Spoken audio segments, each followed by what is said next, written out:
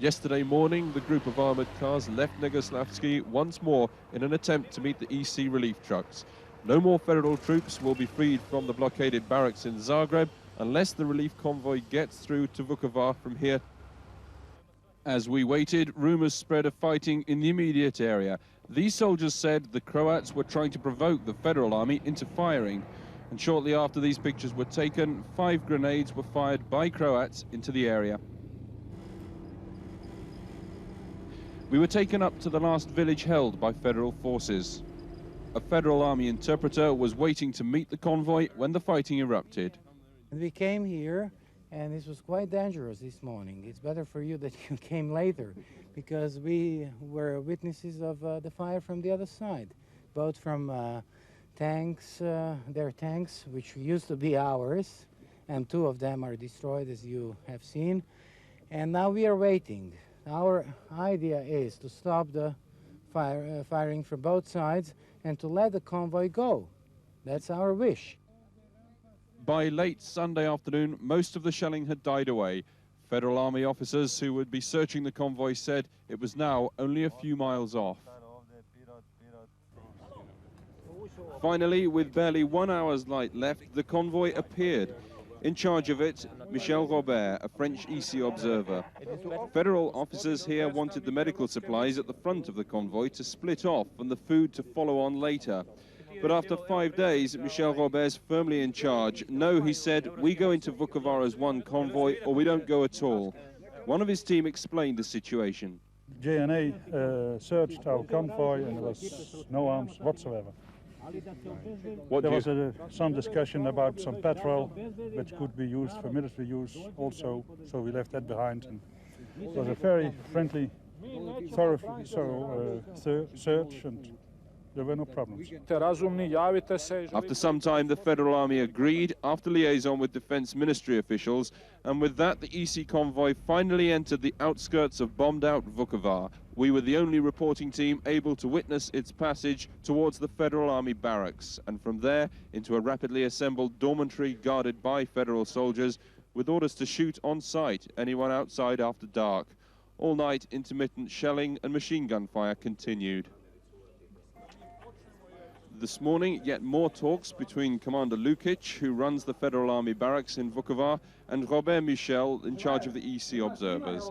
The sticking point was still which parts of the convoy would go where, but also which roads they would use between the Federal Army barracks, then the no man's land, half of which is controlled by Serbian irregulars and half by the Croatians. Meanwhile, in the courtyard of the disused barracks, the convoy, almost exclusively consisting of cars and coaches from Osijek, stood waiting to go. Then, on orders from Belgrade, the JNA, the Federal Army, began a systematic search of every vehicle. Each box, every bag of clothing, each medical consignment, it all had to come off. Even individual tins of food were opened. It was, said Michel Robert, a forced search. This is a checking by force because according to the agreement signed yesterday or the day before, only one check of this convoy had to be made. This checking has been made yesterday afternoon by the GNA when we reached their front line. And now this unit have received an order from Belgrade, from a high-ranking general, to make a second checking. Shortly after 10 o'clock, the EC convoy left the barracks, but instead of going into Vukovar, it went out across country again. The Croatian forces said they wouldn't let it further into Vukovar because that would mean removing their mines and booby traps and thus taking away their defenses. They said the Federal forces were using the EC convoy as a human shield. And so another village and another set of protracted negotiations. As somebody said here this morning, this is what happens when humanitarianism comes up against the military on one side and politics on the other. So far, progress has been painfully slow. This is one of the main barriers to the convoy in Croatian eyes. These 120mm field guns have pounded Vukovar for 2 months now. Ceasefires have come, ceasefires gone, but almost every day these federal soldiers have selected shells from the ammunition boxes. They've pulled out a new detonator for each one, and in the time-honored ritual of long-range slaughter, they have primed their weapons. For weeks, they have responded to the coordinates shouted from their commanding officer a few yards behind. Without seeing the destruction 3 miles away, they have waited the repeated order to fire.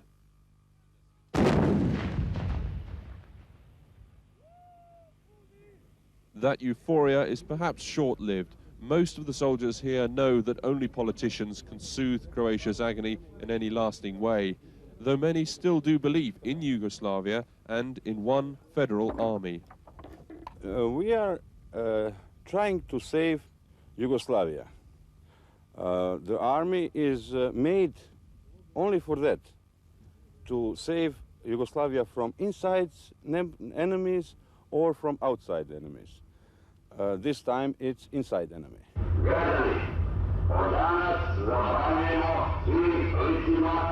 An armoured vehicle broadcasting a warning to the people of Negoslavci not to leave their village whilst the fighting continues. This is the nearest village to Vukovar and has become a garrison for the Federal Army. It's from around this village that day and night the artillery pounds Vukovar.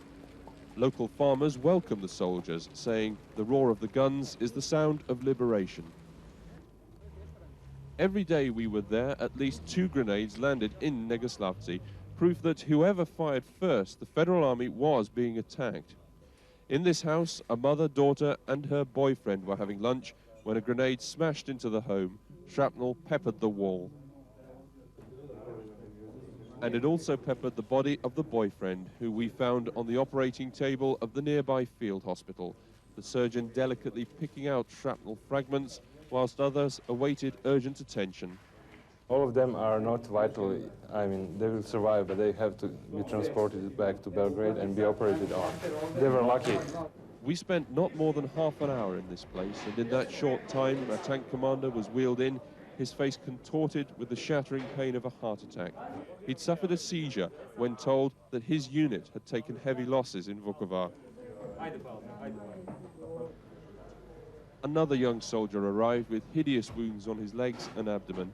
He was pronounced dead on arrival. Sources here say hundreds of Federal Army soldiers are being killed, blundering into Croatian ambushes and booby-trapped ruins in Vukovar, though the military won't talk of numbers. And this is a dirty war. This ambulance was shot up in the centre of Vukovar whilst trying to retrieve casualties in street-to-street fighting. Alex Thompson, ITN, Vukovar, Eastern Croatia.